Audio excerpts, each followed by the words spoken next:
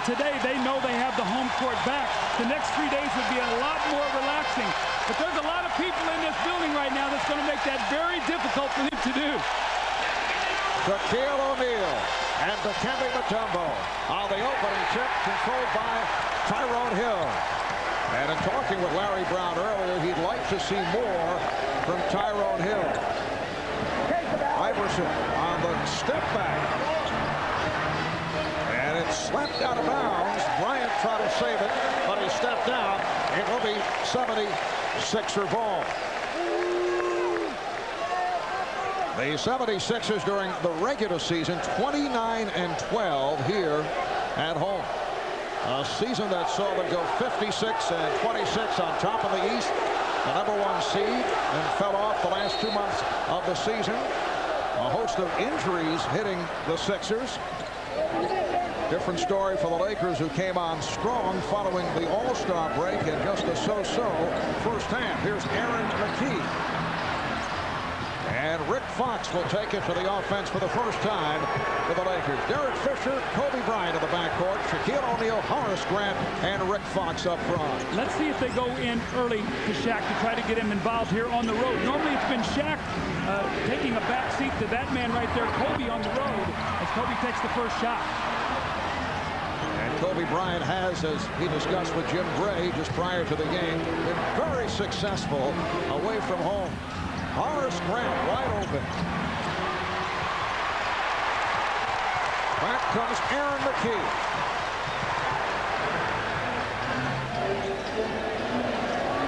Iverson being played aggressively here at the start by Fisher. Behind the back to Mutombo. Yes. What a big boost that would be if Mutombo can hit that little baseline jumper. We've seen McCullough do it. We've seen Geiger do it. That brings Shaq out of the lane. O'Neal starting deep. Here's Shaq, draws the foul. McKee coming over to help out, picked it up. Anytime you get dribble penetration in the lane, Shaquille O'Neal is always going to be there to look to block the shot. And the smart thing, Mutombo slides out and gives him a nice passing lane, and he's able to knock in the jump shot. And then you get Shaq to take a tough shot, and there's Aaron McKee reaching in for the foul.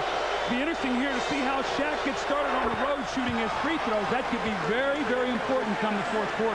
Shaq has had his problems first couple of games, 4 of 10 in game 2, although he was just sensational in the 98-89 win in LA on Friday. But a 10 of 22 from the line in game 1, and that really hurt the Lakers in the overtime loss. But he opens up by getting his first 2. A minute and 40 gone by, and the game is tied at 2.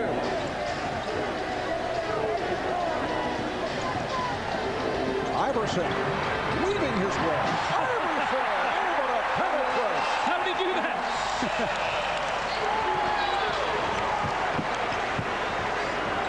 Rick Fox being played by Jermaine Jones. Kobe Bryant. Yes. He was out here an hour before the game taking that shot. I watched him, got down in the post, shot that little fadeaway jump shot. So it's no accident he knocks it in on his first jumper from that baseline.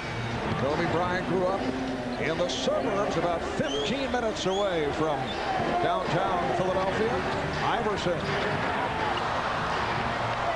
Kobe says he's been getting calls from a number of friends who went to high school with him asking for tickets. The ball will go back to the 76ers. Kobe says no chance, they're all Sixer fans.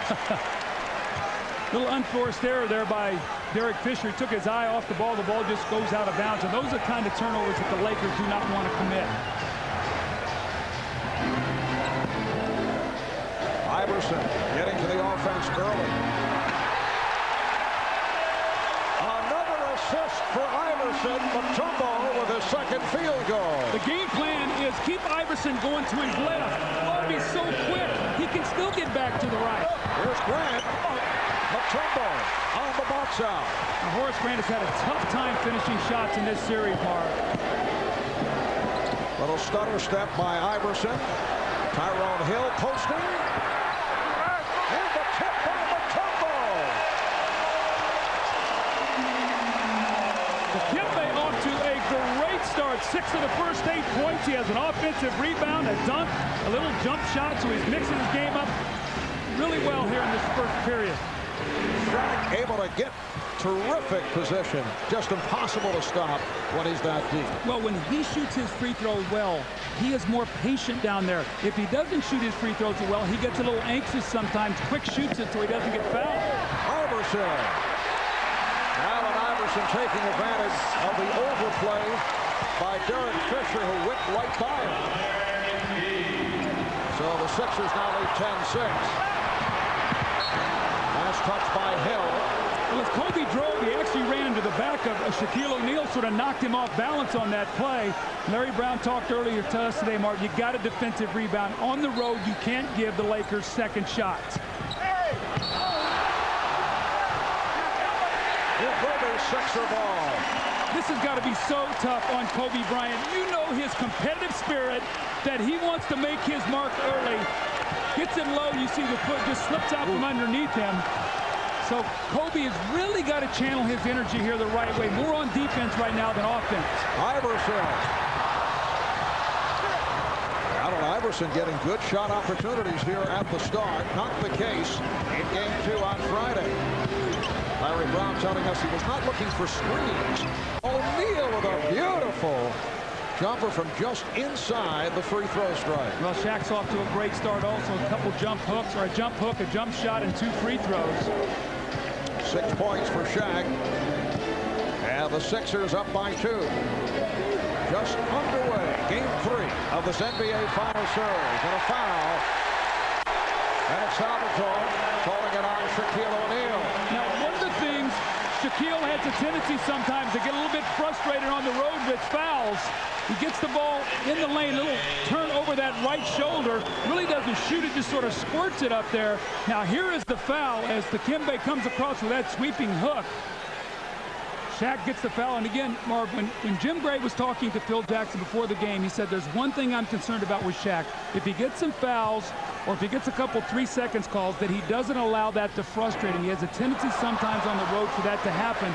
Shaq must keep his composure here. As when we look at Mutombo's numbers, you know, we've talked about the brilliance of Shaq, but if they get these kind of numbers from Dikembe and get the bench help that our people talked about in the Showtime, well, you know what? They've got a great chance to win today. If McCullough and Geiger come in and help them off that bench. Todd McCullough did a terrific job. Game 2, Matt Geiger 5 for 7 from the field in Game 1. Kobe Bryant with his second field goal. So the game is tied at 10. We played 5 minutes of the first.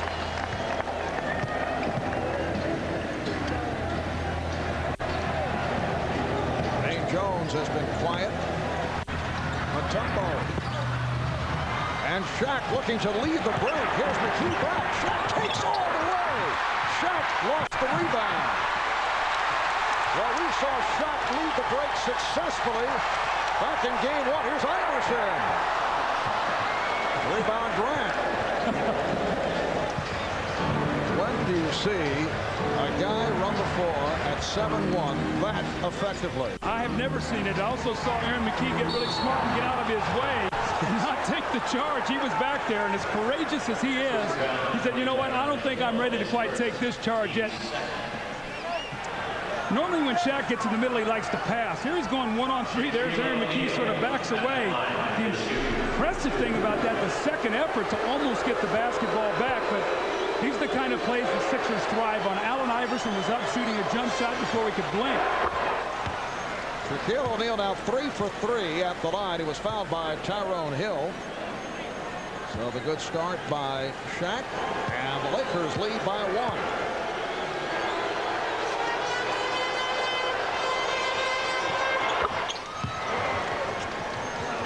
That free throw stroke looking very impressive here at the start for Shaquille O'Neal after the struggle the first 2 games. Iverson putting the move on Fisher. Oh, he saves the pass.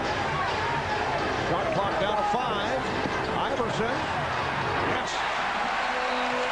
He thought he took a little shove. Was looking for the foul call. You know, we talk about his speed and quickness. Mark, that had upper body strength on that play. He got bumped and was able to finish that shot and score. That was not an easy basket.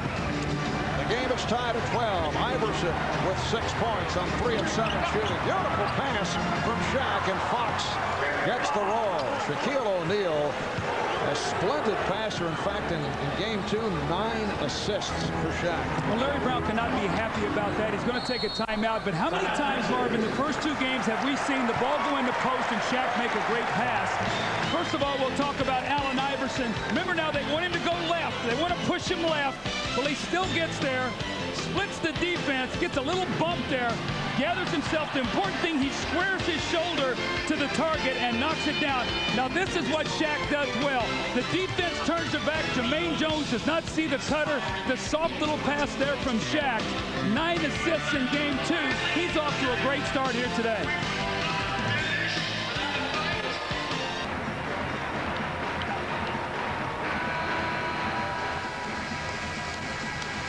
The big thing about this play with Shaquille O'Neal is patience. The ball comes in, and as a big man, you're taught, look to see where my cutters are. Is there a double team?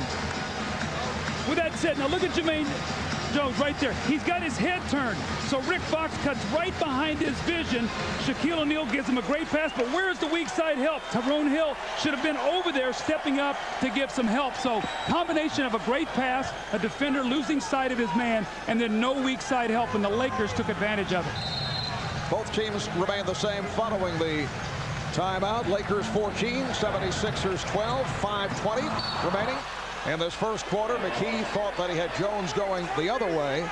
So the ball back to Los Angeles. When we talked to Larry Brown before the game, he said Aaron McKee is going to look to penetrate more and look to get in the lane. Right now he's looking to pass. He had Kobe beat on that play and threw a bad pass. He's got to look to score here, Marv. And Aaron McKee playing with that chip fracture of the right ankle. Once again, they give and go, but Fox not able to put it down. He thought he was hit.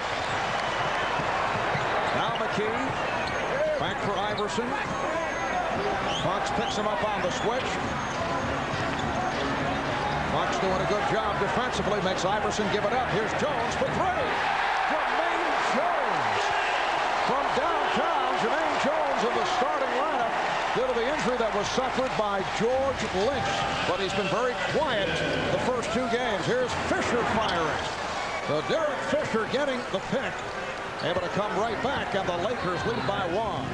Well, Derek Fisher, after the game 1 nightmare, came out in game 2, was terrific, hit the big shot late that we talked about. More importantly, his defense was excellent on Iverson. Look where Iverson has caught the ball now, how far away from the basket he is. And here comes Grant on a double to help. Sixers try to take advantage. Tyrone Hill rejected by O'Neal. And now Shaq getting down deep. It counts in the foul. What a sensational sequence for Shaq. First the block, then the hustle, able to get terrific position, and now he's headed to the line. Well, the dominance of Shaquille O'Neal. Remember, he blocked 8 shots in game 2, which is an NBA Finals record. But look where he runs, right into the middle of the paint and just sets himself down, gets it so deep that there's nothing the defense can do. You've got to meet him at the foul line.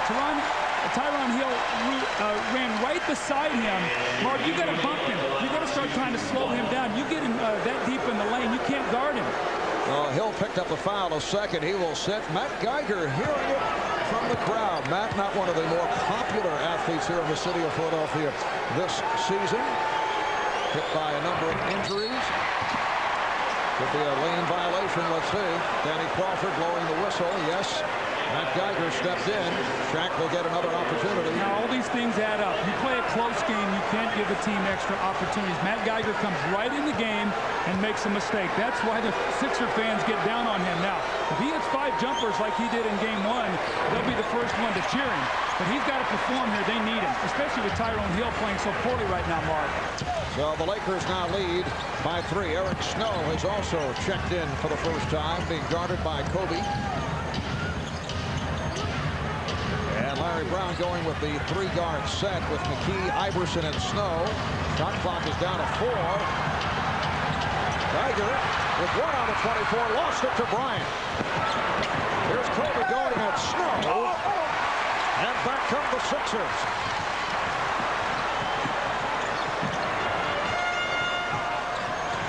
Iverson for 3. I'm not sure that Larry Brown wants that quick a shot from the three-point line. He doesn't mind Iverson taking 40 shots like he did in game one. And Marv, he wants him in a situation where the team has a chance to rebound and there's some balance, and if he misses, that they can get back on defense. The other night, some quick shots. The Lakers had 25 fast break points. There's Fisher. Iverson felt that he was shoved by the left hand of Derek Fisher, and Fisher with his second field goal to give the Lakers a 20-15 advantage. I think Aaron McKee, now guarded by Fox, has got to get involved in this game. They've got to free him up, see if he can get to the foul line or get a score. Mutombo goes to the hook. The Kobe Mutombo, during the course of the playoff run, has really picked up his offense. That's 8 points for Mutombo in this first quarter. Here's Bryant giving it back. Fox open for three. Rick Fox has been off, had a good opening game, did not play well in game two. Iverson, a blow, whipping by Fisher. Look out. That pass bouncing off the facade in front of our broadcast location. That is what the Lakers will get themselves in trouble with. They're playing so well, but Dikembe Mutombo off to a great start. Shaq has been scoring, but so has Dikembe. He's keeping him occupied defensively. And then Allen Iverson. Fisher can't even react to this. He sort of guides him right to the basket with his arm. He lays the ball in the basket. It's a quick turnover. Lakers lead by 1.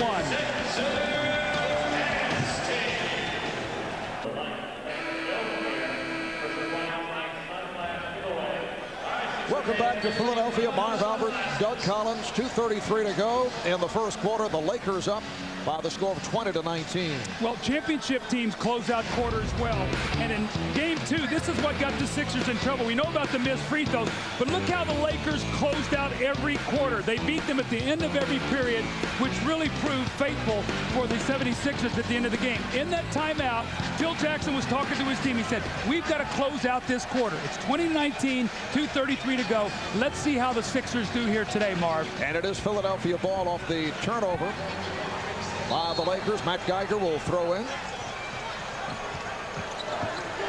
Iverson getting the screen from Mutombo. Try to feed it back to Mutombo because he saw Shaq making a move in his direction. Last touched by the Lakers. And the Sixers stay with a three-guard set. McKee, Snow, Iverson, the big men Mutombo, and Geiger.